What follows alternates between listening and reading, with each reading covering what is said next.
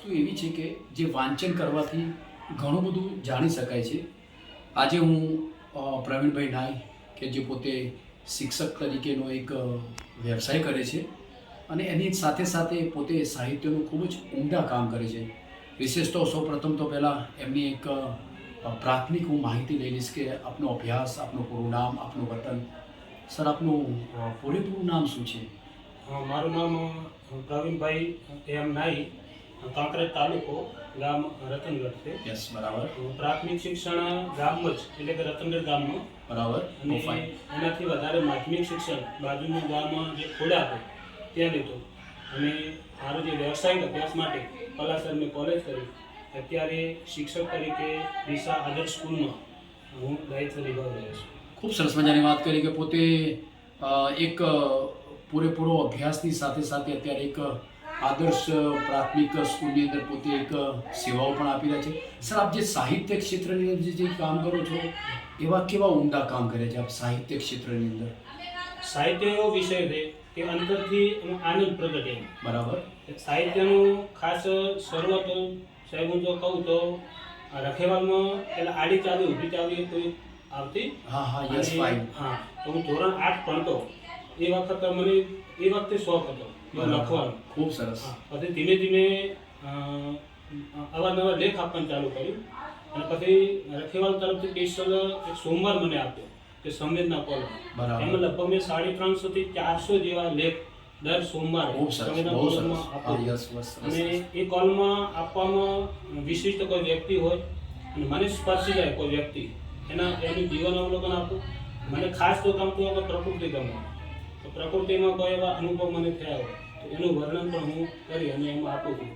સાહિત્યના વિશે અંતરથી આનંદ પ્રગટે મને તો ગમે, પણ મારી સાથે જે લોકો જોડાયેલા હોય એમને પણ હું અવારનવાર કહેતો હોઉં છું કે આપ પણ સાહિત્યમાં જોડાઓ. બહુ સરસ. સાહિત્યનો વધુ વિકાસ થાય એવો આપણે બધા સાથે મળી પ્રયત્ન કરીએ. બહુ સરસ મજાની વાત કરી કે એમની કે સાહિત્યનો જેટલો વિકાસ થાય જેટલું વાંચનનો મર્મ બધી એવી ખૂબ સુંદર મજાની વાતો પણ કરી. સર, આપણે અત્યારે હાલ જે ગુજરાત સાહિત્ય પરિષદ જે અત્યારે ચાલે છે, બનાસકાંઠા સાહિત્ય પરિષદ ચાલે છે, એમાં પણ આપનો એક મને એવો જાણવા મળ્યું છે કે આપણે એક મારા ખ્યાલથી મહામંત્રીનો એક આપને એક પદવી આપવામાં આવી છે, એક જવાબદારી આપવામાં આવી છે સાહેબ. એ અખિલ ભારતીય સાહિત્ય પરિષદ, બરાબર, એ RSS સાથે સંકળાયેલ છે. ઓકે. તેમાં જે બનાસકાંઠા જિલ્લા હોય તો બનાસકાંઠા જિલ્લામાં 1 વર્ષ પહેલાં મંત્રીનું દાયિત્વ હતું અને અત્યારે મહામંત્રી તરીકેનું એમને મને દાયિત્વ આપ્યું છે. બહુ સરસ, બહુ સરસ. સંઘ સાથે જે જોડાયેલ છે વેરી ગુડ. એમાં જે સેવક અને વક્તા બરાબર તમામ સરખા ત્યાં હોય તે એવું નથી ચંદુભાઈ કે આપણને હોદ્દો મળી ગયો. દાખલા હું પોતે મહામંત્રીનું મને પદ આપ્યું છે પણ જવાબદારી આપી છે. પણ મહામંત્રીને ખાલી જવાબદારી આપી છે, હું એની સાથે સેવક તરીકે છું. ખૂબ સરસ, બહુ સરસ. દાખલા તરીકે ત્યાં મારે કોઈ વક્તવ્ય આપવાનું થાય બરાબર, તો અમે વક્તવ્ય આપી શકીએ અને અમે પોતે સામે બેસીને કોઈ વક્તવ્ય આપતો હોય એમને સાંભળીએ. ઓકે. કંઈ કામ હોય તો અમે જાતે ઊભા થઈને ત્યાં પણ કામ કરતા હોઈએ. સરસ, સરસ. દરેક લોકો સાથે મળી અને સાહિત્યનો વિકાસ થાય એવો અમે પ્રયત્ન કરવાનો અત્યારથી બધા હળી મળીને પ્રયત્ન કરી રહ્યા છીએ. ખૂબ જ સરસ મજાની વાત કરી કે એમની કે પદ તો બરાબર છે પણ પદની સાથે સાથે સાહિત્યના સાથેનો વિકાસ થાય એ બધી વિશેષ વાતો કરવા માંડી. પ્રવીણભાઈ, મેં એવું પણ સાંભળ્યું છે કે આપણે શિક્ષણની સાથે સાથે બાળકો સાથે ખૂબ જ ઉમદા કામ કરો છો. તાજેતરમાં મેં એવું જાણ્યું છે કે બાળકો સાથે તો તમે અવનવી શાળામાં પ્રવૃત્તિ તો કરો છો, બરાબર, પણ એની સાથે સાથે બાળકોના વિકાસ થાય, બાળકોનું ઉચ્ચ ઘડતર થાય એના માટે પણ આપણે એક પરીક્ષાની તૈયારી પણ કરાવો છો. કઈ કઈ પરીક્ષાઓ તૈયારી કરાવો છો? મને ચંદુભાઈ ખાસ કરીને બાળક ખૂબ જ ગમે.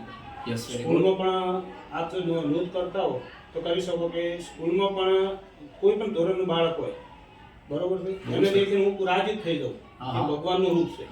એટલે સ્કૂલમાં તો જે કામ કરીએ એ સિવાય એવું વિચારે કે બીજા બાળકો છે એમને પણ કંઈક આપણે લાભ આપીએ. બરાબર. કુદરતી રીતે નવોદય જે સ્કોલરશીપની જે પરીક્ષા આવે છે, નવોદય આવે, CET આવે, બરોબર, આવી જે સરકાર દ્વારા જે પરીક્ષા લેવાતી હોય છે એ પરીક્ષાનું કુદરતી રીતે મને એનું નોલેજ છે મારી પાસે અને એ નોલેજ બાળકને મળે એના પ્રયત્નો હું કરું છું. અત્યાર સુધી લગભગ 7 થી 8 બાળક નવોદયમાં પાસ થયા છે અને એમને ધોતીવાળા સ્કૂલ ખાતે ભણવા માટે પણ મેં મોકલ્યા છે. બહુ સરસ. બાળકો ખૂબ જ સારી રીતે ભણે છે. બાળક જે ભણે છે એમને મજા આવે છે એવી જ રીતે મજા મને પણ આવે છે. બહુ સરસ. સર એ વાત કરી કે બાળકો જે નવોદય પરીક્ષાની અંદર પાસ કરીને જાય છે એ ભણે છે, એની સાથે સાથે એમને એ બાળકોને જોયા પછી ખૂબ જ આનંદ આવે છે. ખૂબ જ વિશેષ મજાની વાત કરી સાહેબ. આ શિક્ષણ સાથેની જે આ પ્રવૃત્તિ છે આપની ઘણી બહુ સરાહનીય છે. સર આજે હું તમને એક મારા મિત્ર દિનેશભાઈ નાયક એમની સાથે હું આવ્યો છું. આપને એક સરસ મજાનું પુસ્તક આપી અને એક સન્માન કરવાનો, મારી પાસે દિનેશભાઈ નાયક કવિરાજ પોતે પણ આવ્યા છે. આપને એક પુસ્તક આપી સન્માન કરીએ છીએ. આપ અમારું સન્માન સ્વીકારજો એવી